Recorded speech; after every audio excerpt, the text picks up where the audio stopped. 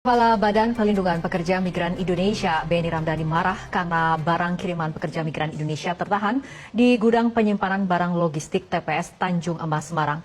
Benny Ramdhani terusik nuraninya dan tidak mampu menahan emosi setelah melihat kondisi barang hasil keringat dan darah para pekerja migran yang tertahan karena regulasi yang dikeluarkan Menteri Perdagangan.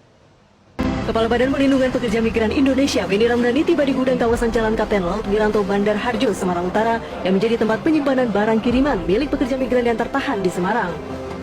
Di gudang ini, Benny Ramdhani dengan didampingi Dirjen Bea dan Cukai Kementerian Keuangan Askolani melihat langsung kondisi barang kiriman yang tertumpuk di gudang. Sebagian besar barang merupakan pakaian dan makanan yang dikirim untuk keluarga para pekerja migran di kampung halaman. Barang-barang kiriman pekerja migran dari luar negeri ini tertahan karena terkendala adanya Peraturan Menteri Perdagangan Permendak Nomor 36 Tahun 2023 tentang kebijakan dan pengaturan impor. Aturan ini dianggap tidak berpihak dan mengorbankan pekerja migran Indonesia dan keluarganya. Bahkan aturan Permendak Nomor 36 Tahun 2023 itu juga telah menimbulkan dampak luar biasa kepada bea cukai dan perusahaan jasa titipan. Karena aturan itu, bea cukai dan para perusahaan penitipan barang harus dengan terpaksa membongkar dan memeriksa setiap barang milik pekerja migran Indonesia untuk memastikan jenis dan jumlah barang yang masuk sesuai yang diatur Permendak Nomor 36 Tahun 2023. Hal inilah yang kemudian mengakibatkan terjadinya penumpukan barang-barang milik pekerja migran Indonesia di gudang-gudang penampungan barang milik perusahaan jasa titipan yang berada di kawasan Pelabuhan Emas, Semarang. Benny Ramdhani mengatakan kondisi ini sangat menyinggung rasa kemanusiaan dan melukai rasa keadilan para pekerja migran Indonesia yang telah berjuang dengan darah dan keringat untuk membelanjakan sebagian gajinya untuk membeli makanan dan barang-barang untuk oleh-oleh keluarga di kampung halamannya.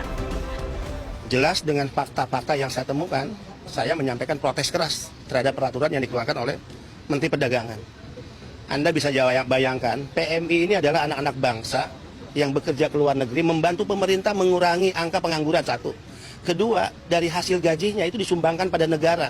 Mereka ini penyumbang devisa terbesar kedua pada negara ini. Setelah sektor migas, 159,6 triliun disumbangkan PMI kepada negara ini. Jadi dolim dan jahat negara ini jika negara mengeluarkan aturan yang menyengsarakan mereka.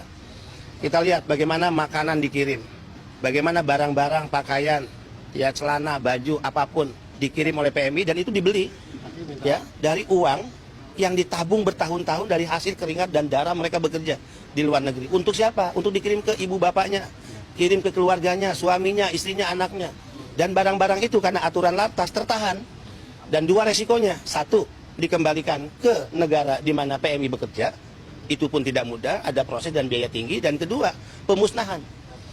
Dolim nggak tuh negara? Orang membeli dengan hasil kerja bertahun-tahun, kemudian barangnya dimusnahkan. Ini jahat menurut saya. Lebih lanjut, Benny menilai peraturan Menteri Perdagangan sangat menyengsarakan rakyat, khususnya para pekerja migran.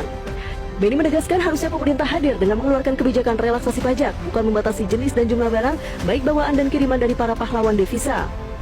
Benny Ramdhani akan membawa masalah ini langsung ke Presiden dan Menteri Perdagangan Zulkifli Hasan agar dilakukan revisi Permendak tersebut. Karena semangat Permendak yang diharapkan BP2MI dan juga PMI sebenarnya adalah batas relaksasi pajak atau pembebasan bea masuk barang milik pekerja migran Indonesia dan bukan pembatasan atau larangan terbatas atas barang milik pekerja migran Indonesia. Saya akan melaporkan hasil kunjungan ini langsung kepada Bapak Presiden dan dorongannya adalah untuk dilakukan revisi. Kalau Pak Zulkifli Hasan sebagai menteri karena kekuasaan ini datang dari rakyat, memiliki rasa kemanusiaan, saya yakin beliau mau untuk melakukan revisi. Ini demi siapa? Demi rakyat. Tidak ada kekuasaan yang langgeng dan tidak ada kekuasaan yang datang dari nenek moyang kita, enggak. Saya kepala badan, beliau menteri, kekuasaan ini datang atas ridho Tuhan dan atas kehendak rakyat. Dan kita bekerja sepenuhnya untuk rakyat, bukan untuk nenek moyang kita, bukan untuk partai kita, bukan untuk keluarga kita. Saya pernah mengatakan, cara berpikir penyelenggara negara yang selalu mencurigai rakyatnya, itu harus dihentikan.